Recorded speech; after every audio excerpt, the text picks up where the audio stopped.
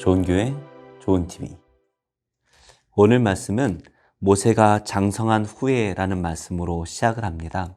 사도행전 7장 22절의 말씀을 보면 모세는 왕자로 자라면서 당대의 학문을 다 배웠습니다. 그래서 지리, 언어, 또 한 나라를 통솔할 수 있는 지도력, 그리고 전쟁에서 이길 수 있는 군사 학문 등을 다 섭렵합니다.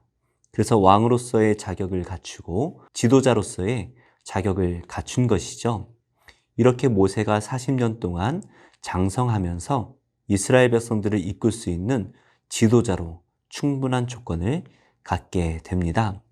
이렇게 모세가 준비되었을 때에 하나님께서는 이 모세를 어떤 길로 인도하실까요? 오늘 말씀을 통해서 함께 은혜를 나누고자 합니다. 모세가 장성한 후에 한 번은 자기 형제들에게 나가서 그들이 고되게 노동하는 것을 보더니 어떤 애굽 사람이 한 히브리 사람 곧 자기 형제를 치는 것을 본지라. 좌우를 살펴 사람이 없음을 보고 그 애굽 사람을 쳐 죽여 모래 속에 감추니라. 이튿날 다시 나가니 두 히브리 사람이 서로 싸우는지라. 그 잘못한 사람에게 이르되 네가 어찌하여 동포를 치느냐? 하매 그가 이르되 누가 너를 우리를 다스리는 자와 재판관으로 삼았느냐? 내가 애굽 사람을 죽인 것처럼 나도 죽이려느냐?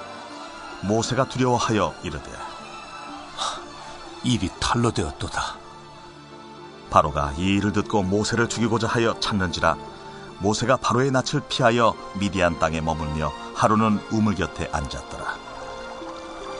미디안 제사장에게 7달이 있었더니 그들이 와서 물을 길어 구유에 채우고 그들의 아버지의 양떼에게 먹이려 하는데 목자들이 와서 그들을 쫓는지라.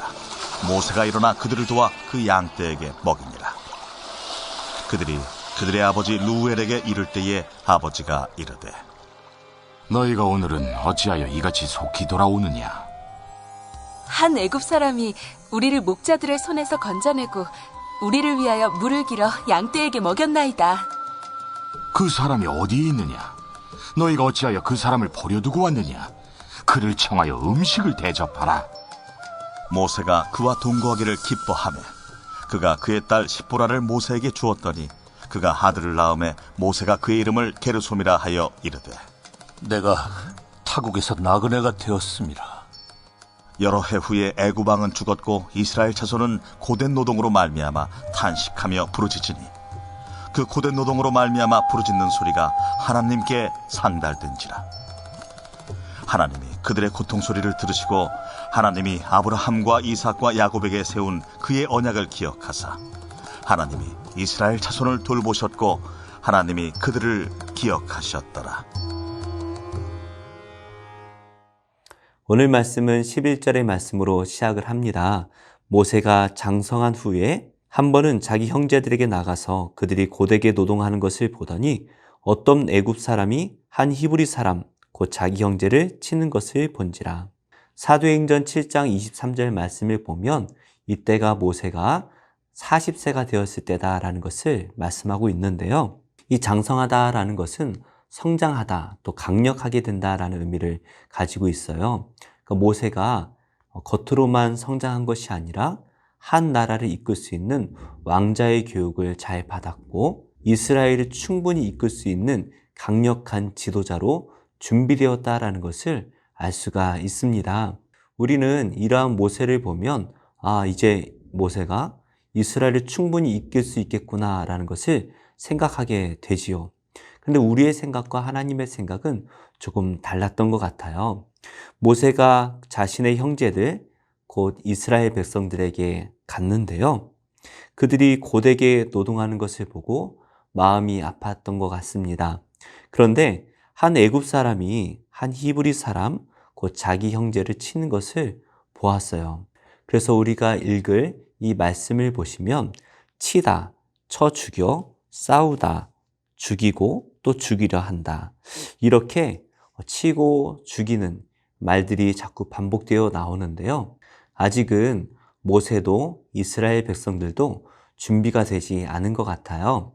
모세가 자기 형제를 치는 그 애굽 사람을 보고 화가 나서 좌우를 살핀 후에 그 애굽 사람을 쳐 죽입니다. 그리고 모래 속에 감추어 둬요. 아무도 모르겠지. 자신의 죄를 꼭꼭 감추어 둡니다. 문제는 자신도 모르는 사이에 히브리 사람들이 그 광경을 보았다는 거예요. 아무도 모르겠지 했지만 이미 하룻밤 사이에 소문이 다 나버립니다. 그 다음 날 다시 그곳에 갑니다. 그랬더니 2명의 히브리 사람이 서로 싸우는 거예요. 그래서 모세가 네가 어찌하여 동포를 치느냐라고 모세가 묻습니다. 그랬더니 이 사람이 누가 너를 우리를 다스리는 자와 재판관으로 삼았느냐? 아마도 이 이스라엘 사람은 모세를 동족으로 여기지 않았던 것 같아요. 모세의 피부를 보아서는 자기 동족처럼 보일 수 있었겠지만 모세의 겉모습을 볼 때에 그는 애굽의 왕자였죠. 그래서 이 사람이 이렇게 말을 합니다. 네가 애굽 사람을 죽인 것처럼 나도 죽이라느냐. 이미 소문이 다 나버린 것이죠. 아마도 모세는 이 당시에 유명했을 것 같아요. 왜냐하면 자신의 민족 가운데 왕자가 있다라는 것은 큰 뉴스거리였기 때문이겠죠. 어찌되었든 모세가 이 일이 탄로난 것이 두려워서 도망을 갑니다. 그러자 바로가 이 소식을 듣게 되어 모세가 애굽 사람을 죽였다라는 소문이 난 것이죠. 그래서 모세를 죽이려고 찾습니다. 그러나 모세는 바로의 낯을 피해서 이 애굽의 영향을 받지 않던 미디안 땅으로 도망을 가서 살아가게 되죠. 이제부터 모세는 고난이 시작됩니다. 모세는 왕자였어요. 애굽이라는 큰 나라에 엄청난 권세를 누리는 왕자로 살았죠. 그런데 이제는 살인자로, 도망자로 살게 되었네요. 가장 높은 곳은 아닐지라도 높은 위치에 있던 이 모세가 가장 낮은 위치로 도망자의 신세로 살아가는 고난이 시작됩니다. 어떻게 보면 천국과도 같은 애굽의 삶이었을지도 몰라요. 하지만 히브리인의 정체성을 가진 이 모세에게는 그곳이 결코 천국이 되지 못했죠. 어찌되었든 모세는 세상적으로 모든 것을 갖추었던 애굽을 떠나 아주 비참한 인생을 살게 됩니다. 한번 보실까요? 모세가 바로의 낯을 피해 미디안 땅에 머물며 하루는 우물 곁에 앉아 있습니다. 우물 그리고 물이라는 것이 오늘 본문에서 또 반복돼요. 사실 모세는 나일강이라는 죽음의 물에서 건진받아 살아난 사람이죠. 특별히 이스라엘 백성들이 구원받는 일에 이 물은 매우 중요한 일들이 되어집니다. 그래서 홍해가 갈라지고 요단강을 건너게 되죠. 또한 물 때문에 하나님을 원망하고 하나님께 벌도 많이 받았습니다. 이렇듯 이스라엘 백성들에게는 물이 매우 중요했는데요. 오늘 말씀에도 물이 반복되어 나옵니다.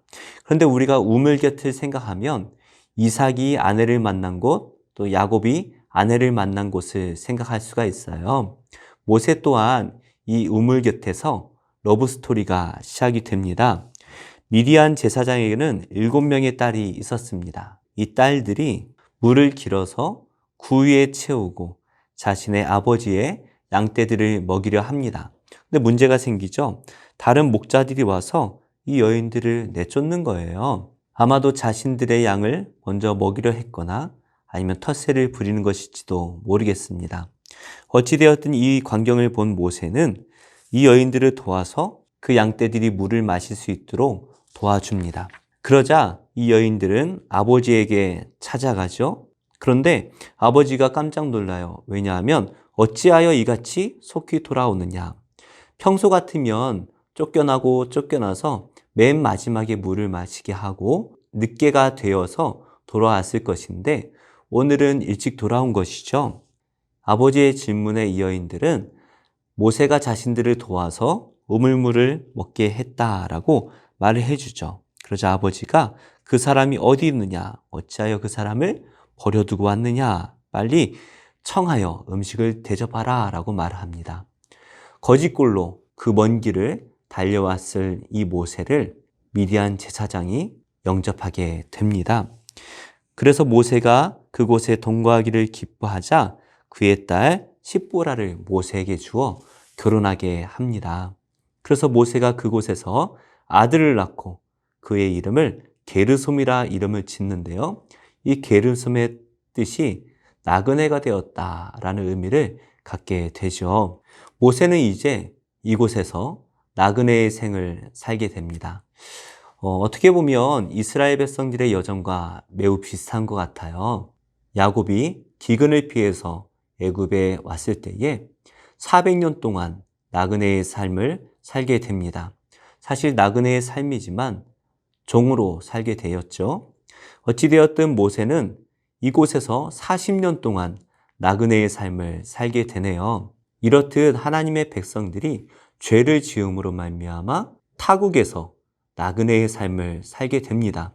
우리 또한 이 땅에서의 삶은 나그네의 삶이죠. 죄악으로 가득한 이 땅에서 고통받고 살고 있는데요.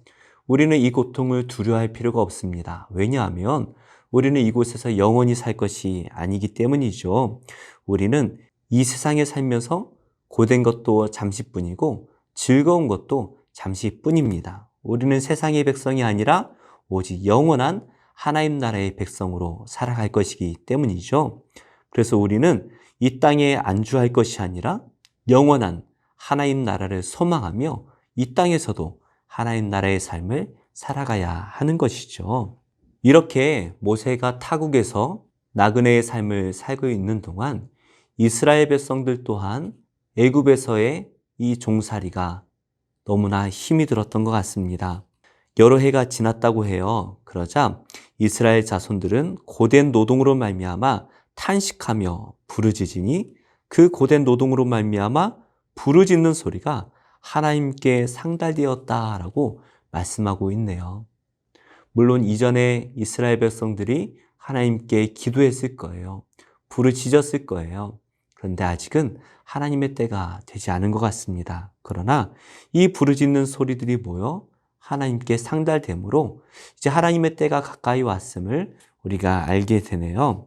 24절 말씀입니다. 하나님이 그들의 고통 소리를 들으시고 하나님이 아브라함과 이삭과 야곱에게 세운 그의 언약을 기억하사 하나님이 이스라엘 자손을 돌보셨고 하나님이 그들을 기억하셨더라. 네 가지의 동사가 나옵니다. 들으시고 기억하사 돌보셨고 기억하셨더라. 사실 이 돌보셨다라는 말씀은 보셨다라는 말이고요. 기억하셨다라는 말씀은 관심을 기울이셨다라는 말씀이에요. 그러니까 하나님께서는 이스라엘 백성들이 부르짖는 소리를 들으셨고 또 하나님께서 약속하신 그 언약을 기억하셨고 고난 가운데 있는 이스라엘 백성들을 보셨습니다. 그리고 그들에게 관심을 기울이기 시작을 하시네요. 이스라엘 백성들이 하나님께 부르짖습니다. 그러자 그 이스라엘 백성들의 삶을 주관하시는 분이 이제는 애굽의 왕이 아니라 모세가 아니라 하나님이 되십니다. 이제부터는 이스라엘 백성들의 삶을 하나님께서 이끌어 가실 것을 우리가 기대하게 되네요. 이처럼 우리 예수님께서도 우리에게 약속을 주셨습니다. 무엇을 약속하셨나요? 수고하고 무거운 짐진 자들아 다 내게로 오라. 또한 우리 예수님께서는 우리를 고아처럼 내버려 두지 않으시고 우리에게 반드시 도우시는 성령님을 보내주실 것을 약속하시죠. 그러므로 우리가 하나님께 부르짖을 때에 우리 하나님께서는 우리의 부르짖음을 들으실 것입니다. 그리고 예수님께서 하셨던 그 언약을 기억하실 것이고 이제는 그 하나님께서 우리를 늘 성령으로 함께 하시며 바라보시고 우리에게 도우시는 성령님을 보내주실 것입니다. 그러므로 우리가 하나님께 기도한다면 이제는 우리의 삶을 주관하는 것이 내가 아니라 세상도 아니라 하나님이 되실 것을 믿습니다. 우리가 여러 가지로 고난 가운데 시간을 보내고 있습니다. 그러나 고난 가운데 모세를 구원하셨고 고난 가운데 이스라엘 백성들을 구원하실 그 하나님께서 우리를 이 고난 가운데 건져주실 줄로 믿습니다. 그래서 우리가 할 일은 부르짖는 것이죠. 우리가 하나님 앞에 우리의 문제들을 놓고 부르짖을 때에 우리 하나님께서는 우리의 부르짖는 기도를 들으시고 기억하시고 우리를 바라보시며 우리에게 관심을 기울이실 것입니다. 이제는 우리가 부르짖는다면 우리가 주관하는 것이 아니죠. 우리의 인생은 이제 하나님께서 주관하시는 것입니다.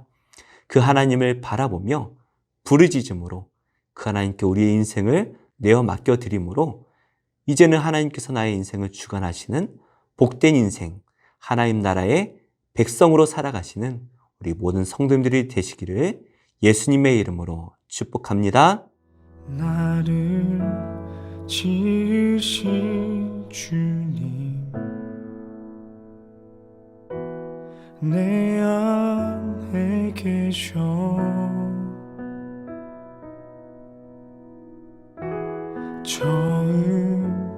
처음부터 내 삶은 그의 손에 있었죠.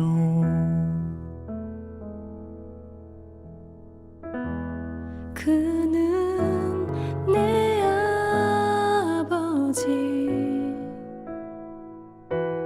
난 그의 소유. 내가 어딜 가든지 날 떠나지 않죠.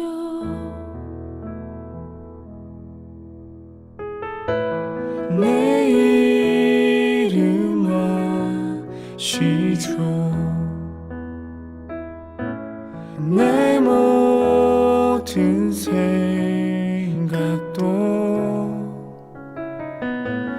내 흐르는 눈물 그가 닦아 주셨죠.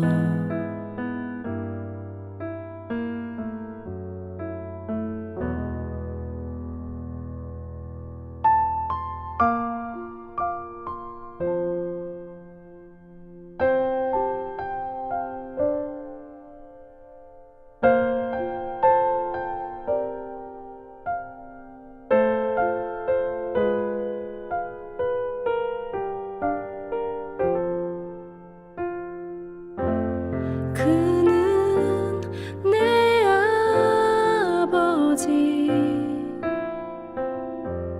난 그의 소유.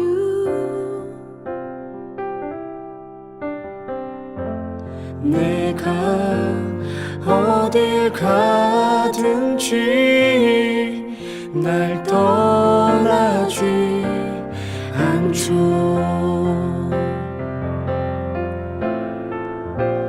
내 이름 아시죠. 내 모든 생각도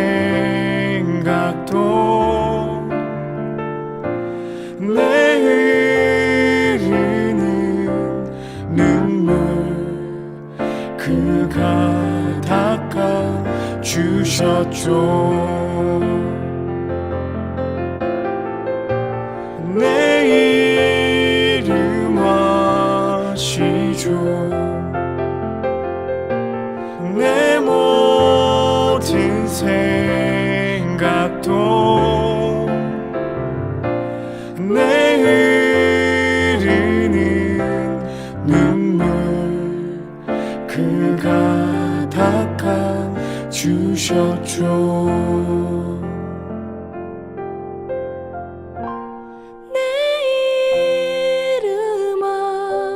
시죠. 내 모든 생각도 아바라 부를 때 그가 들으시죠.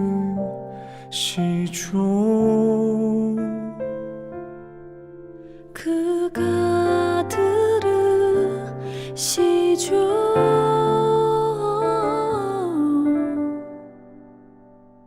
그가 들으시죠.